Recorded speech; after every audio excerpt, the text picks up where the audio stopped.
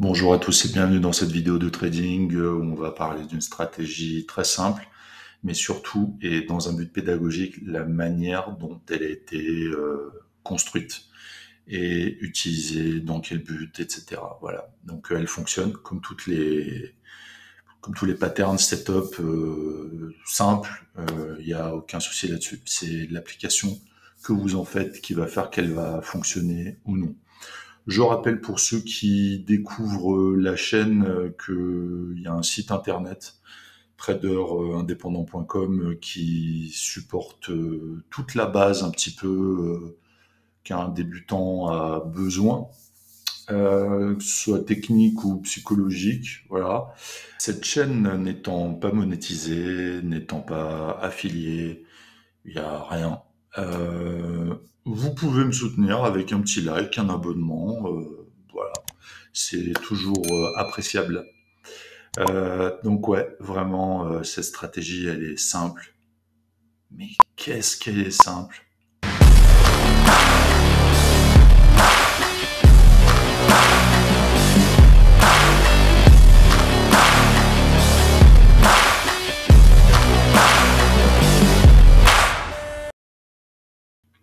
Alors le trader qui a mis au point son propre setup est parti du principe que il avait un niveau pourri en trading.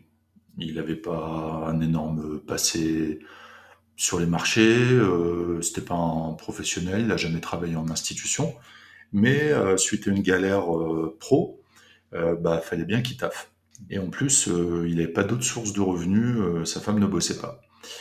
Et du coup, bah, il a ouvert les graphiques, puis il a très rapidement compris qu'il avait rien compris et qu'il pouvait jamais savoir dans quel sens allait partir le prix.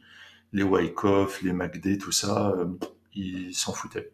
Il voulait quelque chose de très simple, mais qui fonctionne très rapidement. Voilà. Il avait une certaine capitalisation que je connais pas, donc je peux pas vous la donner. Et il aimait bien travailler sur Dow Jones, car le Dow Jones distribuait et distribue toujours à l'heure actuelle beaucoup de points, même si c'est un indice sur futur qui est un petit peu cher. Donc en fait, il a fait quoi? Il est parti du principe que euh, à chaque open, le prix allait prendre une direction, à la hausse ou à la baisse, et que lui, ça, ben, il s'en foutait. Donc, sur le Dow Jones, il a vu que les mouvements étaient assez amples, et donc, à l'open, il place un rectangle, une zone, de mémoire, je crois qu'il utilisait une zone de 20 points, ce qui n'est pas beaucoup sur le dos. Et le marché ouvre, il place son rectangle qu'il a pré-réglé, et puis il prend tous les excédents, tous les achats, tout ce qui sort de la zone, il achète et il essaie de tenir le maximum possible. Tout ce qui part en dessous, il vend et il essaie de tenir. Voilà. Euh, c'est intéressant car sa logique repose sur le fait que à chaque open, le prix ne va pas rester au prix d'ouverture. Voilà. Et donc il va forcément y avoir une direction qui va être prise. Bon, en gros, c'est quelque chose de très simple et que je trouve génial d'un point de vue intellectuel. Bon, je vais vous montrer ce que ça donne sur les graphiques. Bon, c'est implacable. Graphique Dow Jones Future, on est en Santic, car c'est comme ça que la stratégie était utilisée. Le trait rouge, c'est l'open, 15h30. Voilà, j'ai préparé la zone en gris qui correspond à 20 points, voilà, 20 points, ok. Donc, bah, comment ça marche? Surtout, avantage, inconvénient de la stratégie. Avantage, c'est putain de simple. Inconvénient, ben, vous n'avez pas 36 possibilités dans la journée. Parce que la règle, c'est quoi? C'est tout ce qui sort de la zone est tradé. Une fois que c'est encaissé, ben, on fait plus rien du tout.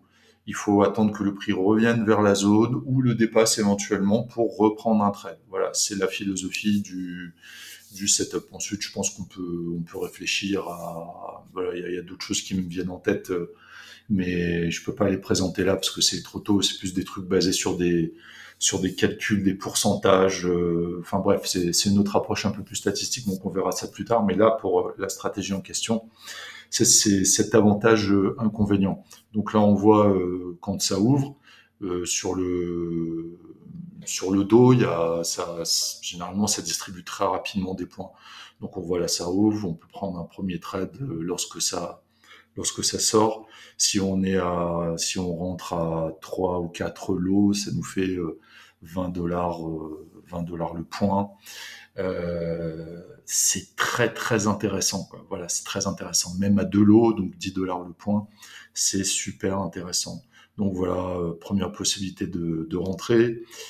Deuxième possibilité de rentrer, donc sur Future, ben, moi ce que je ferais si j'utilisais cette technique, c'est d'ailleurs je pense que je vais la tester en démo d'abord aux Open et on verra ensuite. C'est de sécuriser rapidement dès que ça sort, hop on sécurise et on laisse filer un peu comme je fais déjà sur les Renko. Ensuite ça part vers le sud, bah c'est pareil, on prend le trade. Et ensuite, bah, c'est quoi l'invalidation? On va dire, bah, ça peut être soit on se fait sortir sur stop profit, soit la première bougie verte, soit on a un peu plus de mental, et puis on suit au maximum. Enfin voilà. Voyons les autres jours. Ok, le jour d'après, open.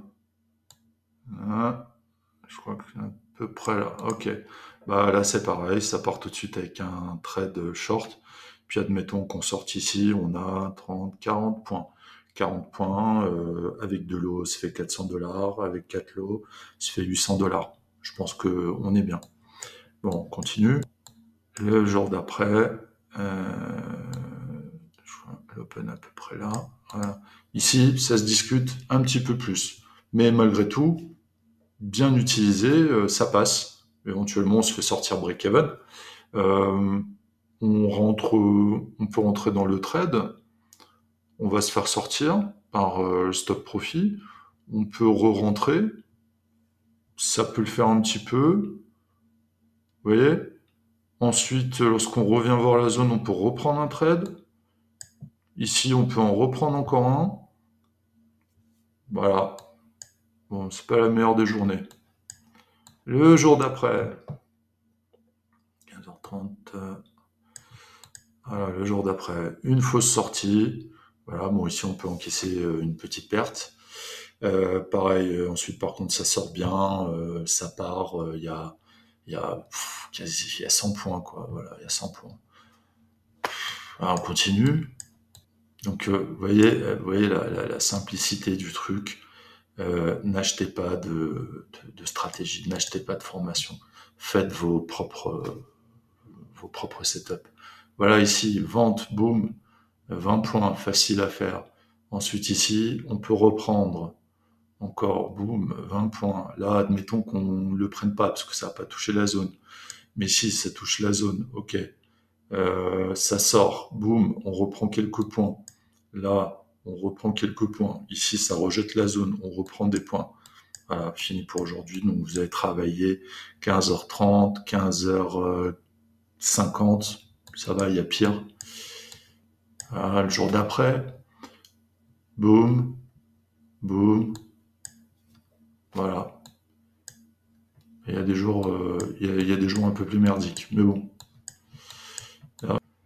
Alors, open, voilà. Bon, un peu plus galère ici, hein. Un peu plus galère, mais bon.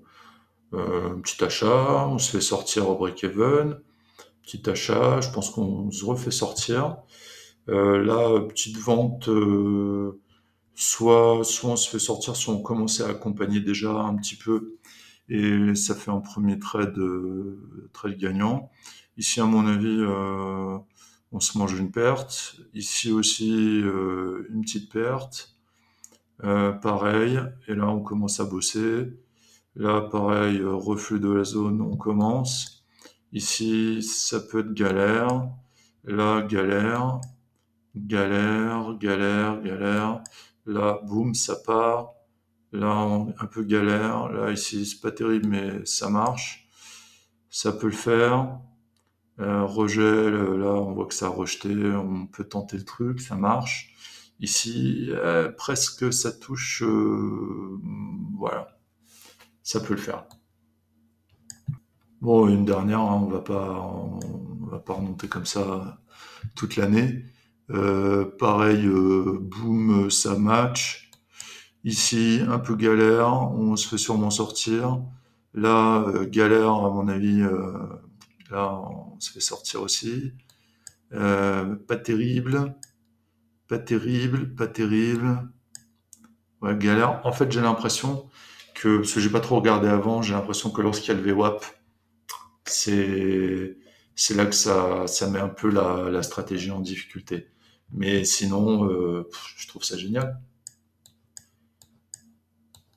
Bon, voilà. Je sais pas ce que vous en pensez. Moi, j'adore la manière dont ça a été, la philosophie avec laquelle c'était créé parce que c'est vraiment simple et c'est comme ça que ça doit être. Voilà. Allez, ciao.